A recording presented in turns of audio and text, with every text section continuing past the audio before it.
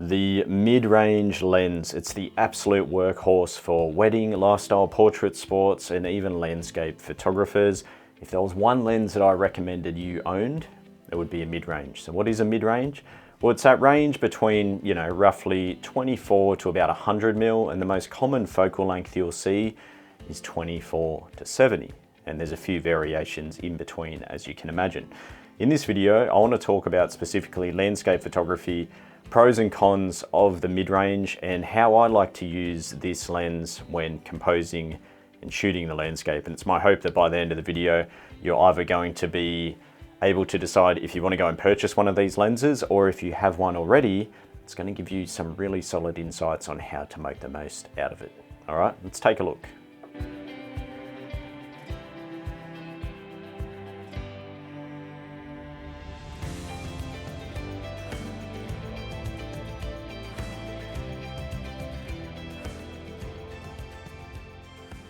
Now, admittedly, the mid-range was a lens that I wasn't utilizing too much in my photography during my early years. I was really sticking to shooting ultra wide, and then I was going the other extreme and using the long lens a lot.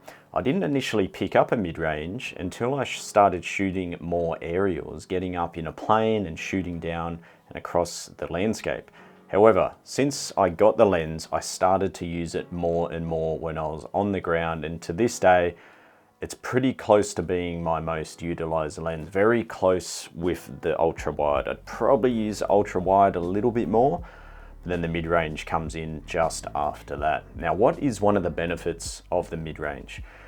The main benefit, in my opinion, is that it's giving us an ability to capture and compose the landscape in a way that looks very natural to the eye. This focal range is somewhat similar to how we view the world, roughly 40, 50 mil, somewhere around there. I don't know exactly what it is. Obviously, our peripherals pick up a lot more, but I find this lens really allows us to get a little bit of foreground. Anything in the background won't look too small like it does with an ultra wide, and there's minimal distortion. Now, if you're shooting portraits and sports, it's also just a great way to be able to get a shallow depth of field, isolate subject matter without going overboard. And in landscape photography, it's great because we can decide if potentially we want to isolate subject matter that's a little bit further away, similar to what we might do on the telly, but obviously not that extreme.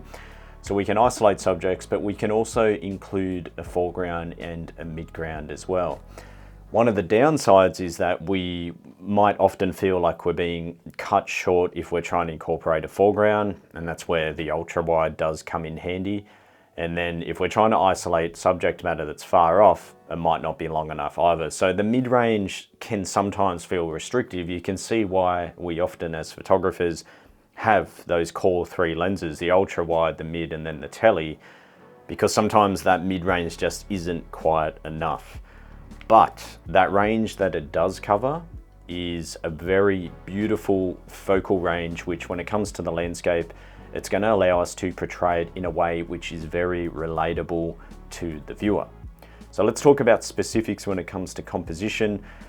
When I'm using this lens, I'm keeping in mind the similar principles that I like to apply to most of my photography, creating depth through layers, and layers that progressively are beginning close to the viewer and then getting further away, also somewhat known as the diminishing perspective. I really like to try and give people details which are highly readable, highly detailed elements in the foreground, for example. And then as we travel through the frame, naturally those details will be less distinguished, and that's how we create that strong sense of depth, even just a progression in size, starting large and getting smaller. So one of the common mistakes you might make using this lens is not thinking about that layering and making your compositions way too simple.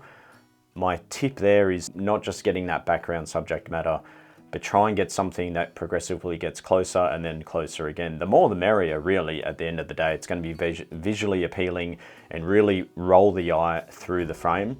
So for an example, I wouldn't necessarily run down to the lake. If I've got mountains where the lake is, once upon a time, I probably would have just photographed the water and then the mountains. And obviously the water, I could have been at 24 mil or even 70, but you're just going to have water there with mountains in the back. These days I'd probably turn around, get away from the water's edge and see, is there a way that I can incorporate some surrounding plants or rocks or just something to give me that initial layer? Then we progress to the lake and then the mountains. That's just a very general example. If we take it to the forest, similar thing. I wouldn't just look at maybe isolating a particular tree. There's nothing wrong with doing that, but I'll be looking at, all right, how can I incorporate the surrounding environment in order to frame up that one tree, or again, create the depth and flow the eye towards that particular subject. If you do want to isolate something though and keep it nice and simple, you can definitely do that, but you might find it challenging with this focal range if it's not quite long enough. It really just depends on the different scenarios. The other way that I love to use this lens is for more intimate type photography, essentially looking down at the ground or just creating images of the environment or the textures which comprise the green landscape. So typically not having the sky in the frame, shooting rocks, water textures, leaves, branches on the tree, etc. I often find that I'm using this lens for that type of photography. So when you think about it, this lens is an absolute all-rounder. We can get the green landscape with foreground, midground, background. We can isolate subject matter by zooming and just getting one solid focal point, or we can shoot intimate scenes as well and bring to the viewer those little intimate and intricate details which we often can overlook all the time. What a beast, what a great lens, and you can see why it is so popular. If someone was getting into photography, they could only afford one lens, this is the one. Now, what are the common focal ranges? I did mention them. 24 to 70 is probably the most popular. I have a 28 to 75. Now, why do I have this? It's a Tamron, and the price was about 1/3 of what the Sony equivalent was. It was a no-brainer for me. So that's why I have the 28 to 75. If I was making a purchase now, having shot with this for so long now, at least 5 years, I feel like 28 is not quite wide enough. I think there is a 20 to 70. I know there's a 20 to 50, but 50 is not quite long enough on that far end. So maybe a 20 to 70 would be great. Otherwise 24 to 105, which is very popular, that is a great range to be shooting with. So in the future, I think I'd like to eventually, get a bit wider on that other end. 24 to 105 is almost perfect, really. So if you can only get one lens, this is it. Now, if you have a wide angle and maybe the tele, you're definitely missing this piece of the puzzle. One of the questions is in regards to third party like Tamron, Sigma. I completely rate them. The price for this, like I said, was about 1/3 of the Sony equivalent, and I have absolutely no complaints when it comes to this lens, and it's a lot lighter as well.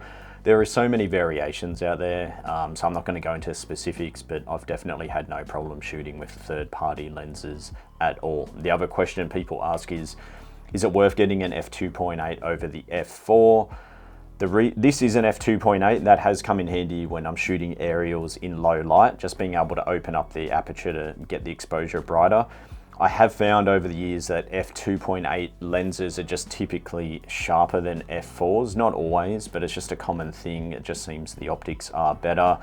It's almost like you get what you pay for, essentially, even though I'm not necessarily using the 2.8. But the 2.8 does come in handy if I'm taking family photos as well. If I was making the decision now, like I said, probably looking at something like a 24 to 105, I think I'd be more than fine getting an f4.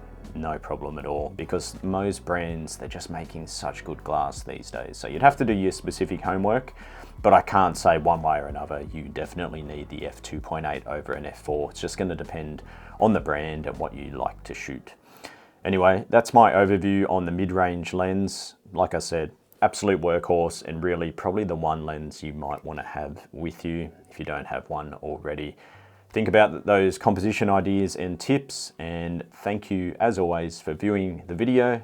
I appreciate your subscribing, your thumbs up. Any questions or comments, please leave them below. Hope to see you in a new video soon.